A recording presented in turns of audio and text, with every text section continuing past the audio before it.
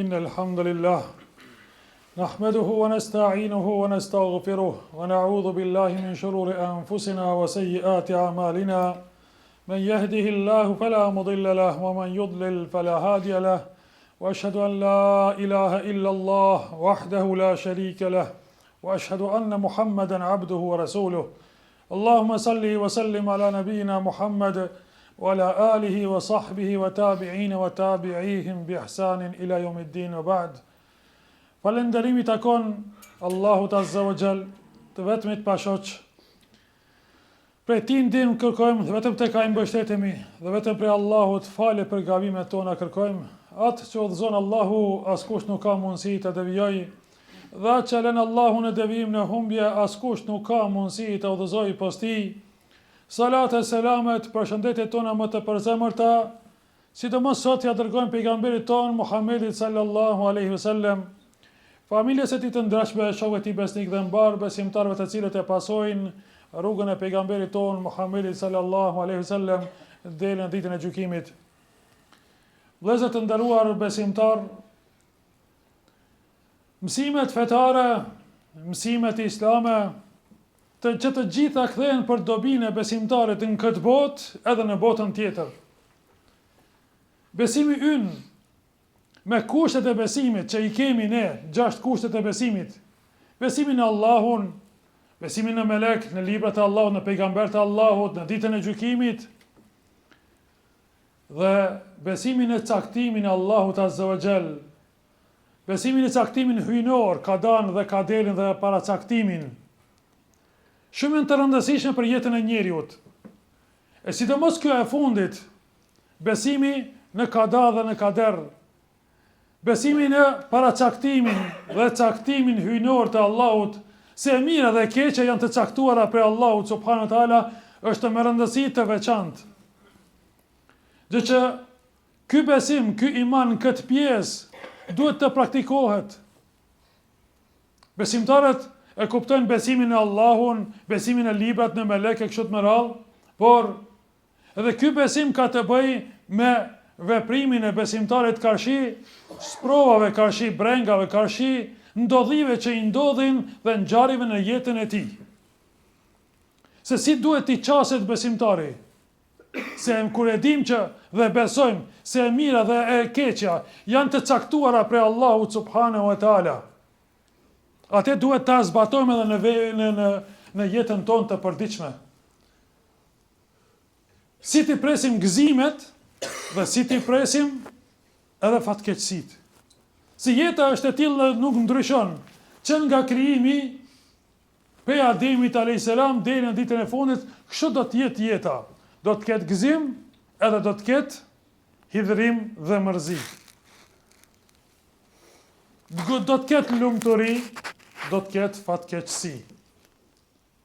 E tillë është dynjaja dhe të tillë duhet ta pranojmë. E pse ekzistojnë këto gjëra, vjen edhe besimi i besimtarit shumë i rëndësishëm në paracaktimin, në kaderin e Allahut Azza wa Jall. Ka ardhur në një hadith të pejgamberit sallallahu alaihi wasallam se Allahu para se të krijojë qiellin dhe tokën dhe njerëzit, ka krijuar përpara 50.000 viteve, ka krijuar lapsin. Dhe kur ka krijuar lapsin, ka thënë shkruaj, po çka të shkruaj o Zot? Ka thënë shkruaj gjërat e krijesave të mia. Çka do të veprojnë deri në ditën e fundit. Allahu Azza wa Jall çdo gjë din. Çdo krijesë Allahut Azza wa Jall është nën diturinë e Allahut subhanahu wa taala. Dhe veprimet çka dalin prej asaj krijese, qofshin njerëz ato krijesa apo qofshin shtazë dhe shpezë. Pra çdo gjë, thot pejgamberi sallallahu alaihi wasallam, edhe një gjete që bie vetëm se bjerë me diturinë e Allahut subhanahu wa taala, e din Allahu azza wa jall dhe bjerë me lejen e Allahut subhanahu wa taala. Andaj vëllezër, do t'i përmendim vetëm disa dobi, sepse dobit janë të shumta, por koha nuk na mjafton, e do t'i përmendim vetëm disa dobi në besimin ton të madhërishëm islam, në kadan dhe kaderin e Allahut Azza wa Jall, apo për caktimin hyjnor dhe paracaktimin. Gjëja e parë vëllezër është se besimin e kadan dhe kaderin Allahut Azza wa Jall mbjell qetësi dhe rahati shpirtërore. Njerëzit shkojnë anëmban botës dhe udhëtojnë për me gjetë qetësi shpirtërore. Do shta ngajnë pas botës materiale për të gjetur këtë qetësi. E qetësia reale është në besimin e caktimin e Allahut Azza wa Jall. Aty kënaqet besimtari. Dhe thot pejgamberi sallallahu alaihi wasallam, është për të çuditur me çështjen e besimtarit. Nëse e godet ndonjë e mirë, haje falenderon Allahun subhanahu wa taala. E din se kjo e mirë është prej Allahut Azza wa Jall. E nëse e godet ndonjë fatkeqësi, ai duron se e din se edhe kjo është prej Allahut Azza wa Jall. Për atër çështja e besimtarit është hajër për besimtarin, thot pejgamberi sallallahu alaihi wasallam. Është hajër për besimtarin sepse e din ti, edhe nëse kalon në përvështërsi, në për sëmundje, në për probleme të jetës, në për ngarkesa të jetës, e din që Allahu ka me shpërbly, e din që ti je një rob i Allahut Azza wa Jall dhe Allahu nuk ta humb ty mundin dhe vuajtjet e tua. Ti mjafton të jesh besimtar me Allahun Azza wa Jall. Ti mjafton të jesh ai zbatuesi urnave të Allahut Azza wa Jall, e çka do që të ngjan me ty, të shpërblen Allahu subhanahu wa taala. E dyta vëllezër, e forcon durimin tek besimtari. Besimtarin e bën të durueshëm besimin e kaderin Allahut Azza wa Jall. Ku e din që çdo gjë është me caktimin e Allahut subhanahu wa taala. Asgjë nuk del nga forca dhe dëshira Allahut subhanahu wa taala. Çka do që ngjan në dynja është prej dëshirës së Allahut subhanahu wa taala absolute. Andaj, kur e dim kështu, ne jemi të pajtimit me caktimin e Allahut Azza wa Jall. Jemi të durueshëm. E dim që Allahu Azza wa Jall e ka ndonjë urtësi. Pse ndodhen këto gjëra? Ne besojmë në Allahun Azza wa Jall dhe asesi nuk kemi mendime negative për dëshirën Allahut subhanahu wa taala. Sepse e dim që Allahu i do besimtarët dhe ne jemi besimtar dhe besojmë dhe shpresojmë që Allahu Azza wa Jall e ka një urtësi përse ndodhin këto sprova dhe këto telashe në jetën tonë. E treta, o vëllezër të dashur, besimin e kaderin Allahut Azza wa Jall në caktimin e Allahut subhanahu wa taala të mbron nga aroganca dhe nga mendje madhësia. Njeri kur të arrin ndonjë sukses, e din që kjo është prej kaderit Allahut Azza wa Jall. Dhe andaj, kur e din dhe e beson këtë se është kjo arritje ime, dhe kjo suksesi im, është vetëm prej Allahut Azza wa Jall. Ka deshtë Allahu edhe më ka dhënë aftësi dhe mundësi që ta kem këtë sukses. Dhe kështu që njeriu edhe më shumë i përullet Allahu subhanahu wa taala. Dhe besimtari nuk bëhet mendje madh edhe pse ka arritur ndonjë sukses në jetën e tij. Se çdo gjë dhe çdo lëvizje ja atribon madhërisë Allahut subhanahu wa taala. Edhe imanin që e kemi, o vëllezër të dashur, besimin që e kemi, ja atribojmë Allahut Azza wa Jall, se Allahu këtë do e udhëzon. Allahu ka deshë që na ka udhëzuar neve. Dhe këtë të arritur, ja atribojmë Allahut Azza wa Jall dhe falenderojmë Allahun subhanahu wa taala për këtë gjë. Tjetra, vëllezër të dashur, besimin e caktimin e Allahut Azza wa Jall të motivon për punë të mira. Që ti të përpiqesh të punosh.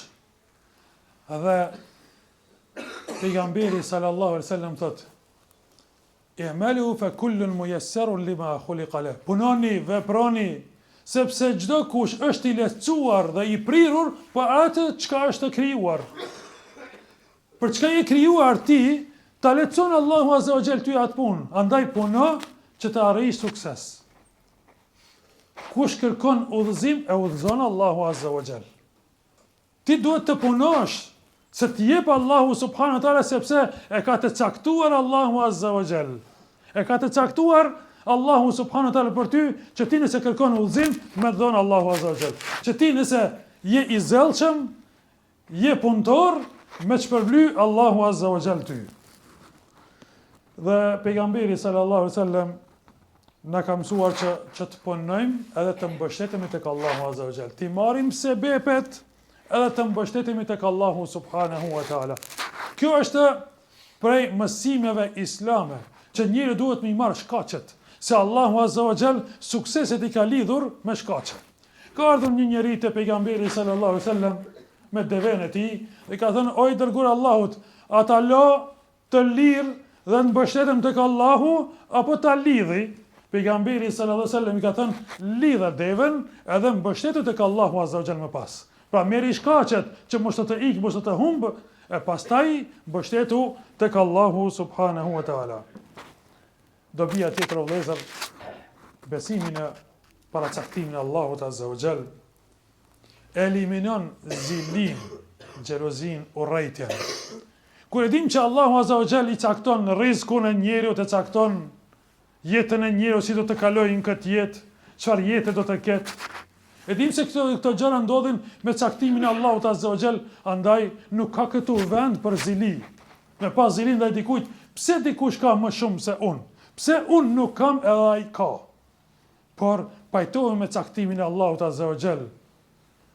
Ndarja e Allahut azza wa jall është e drejtë, vetëm ai e din pse mua më ka dhënë kaq e filanit edhe më shumë apo filanit. Ne jemi të pajtimit me caktimin e Allahut azza wa jall. I marrim sebebet, atë sa e kemi rizq të caktuar, aq do të na shpërblej neve, do të na furnizoj Allahu subhanahu wa taala. Gjëja prej gjërave më të rëndësishme është o vëllezër që besimin e kadarën dhe kaderin Allahut azza wa jall ndihmon në pranimin e vdekjes.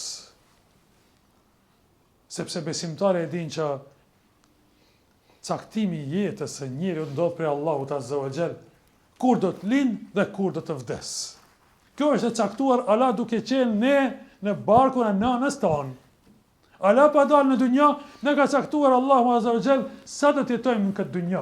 Andaj, besimtarët më së miri e pranojnë kur ndodh ndonjë vdekje të antarëve të familjes tek ata. E din që kjo ka qenë e shkruar prej Allahut azza wa jall dhe as nuk kemi mundësi me vonu, po as nuk vjen vdekja më herët, por është caktim prej Allahut subhanahu wa taala, edhe besimtari këtë çështje ja atribon komplet Allahut subhanahu wa taala dhe është i qetë.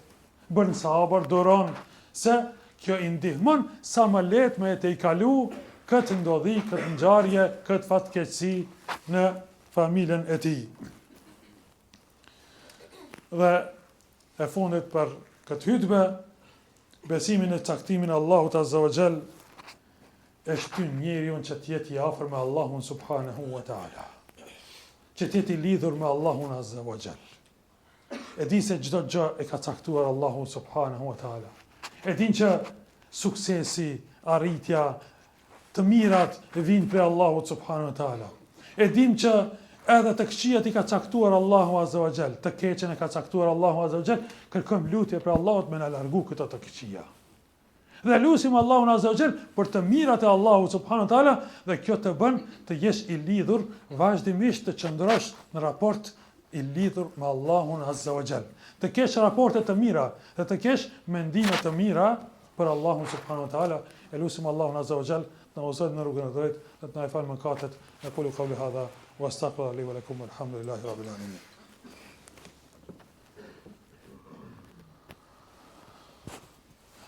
الحمد لله رب العالمين وافضل الصلاة واتم التسليم على نبينا محمد صلى الله عليه وسلم. Falënderimet i takojnë vetëm Allahut subhanahu wa taala, si dhe salat e selamet ja dërgojmë pejgamberit tonë në vazhdimsi sallallahu alaihi wasallam. Të nderuar vëllezër besimtar, besimin e caktimin e Allahut azza wa jall në kadarën dhe kaderin e Allahut subhanahu wa taala është burim i forcës të njeriut. Njeriu forcohet, bëhet më i fuqishëm për të përballuar pa sfidat që i paraqiten atij. Besimin e Allahun sjell rahati. Besimin e Allahun Azza wa Jall sjell lumturi. Por e tëra varet se sa jemi ne të lidhur me Allahun subhanahu wa taala.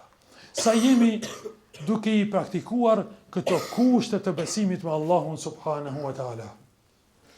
Sa më shumë që të jemi të lidhur me Allahun Azza wa Jall në praktik, aq më mirë, aq më të lumtur do të jemi ne në vetveten tonë, edhe në raport me Allahun subhanahu wa taala.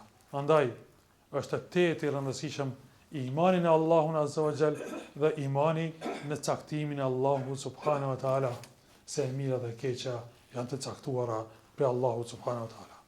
Elusim Allahun Azza wa Jall të na udhëzojë në rrugën e drejtë, elusim Allahun të na ndihmojë, elusim Allahun Azza wa Jall që përmes neve të t'i udhëzojë dhe të tjerët, elusim Allahun Azza wa Jall të mbrojë muslimanët kudo që të jenë nëpër botë, elusim Allahun të mbrojë muslimanët në Gaza, që sa shumë janë duke vuajtur, sidomos edhe në Ramazan. Elusim Allahun Azza wa Jall që të vdekurit e tyre t'i mëshiroj, t'i dërgoj sabër dhe durim të gjallëve të tyre. Elusim Allahun Azza wa Jall të pranoj lutjet tona, të pranoj agjerimin ton, të pranoj namazin ton. Elusim Allahun Azza wa Jall që mos të ndajmë për kësaj dynjaje vetëm se duke qenë Allahu i kënaqur me neve. Amin, amin, amin. Walhamdulillahi rabbil alamin. Wa aqimus salah. Inna salata tanha al-fahsha'i wal munkar. Wa la dhikrullahi akbar. Wallahu ya'lamu ma tasna'un.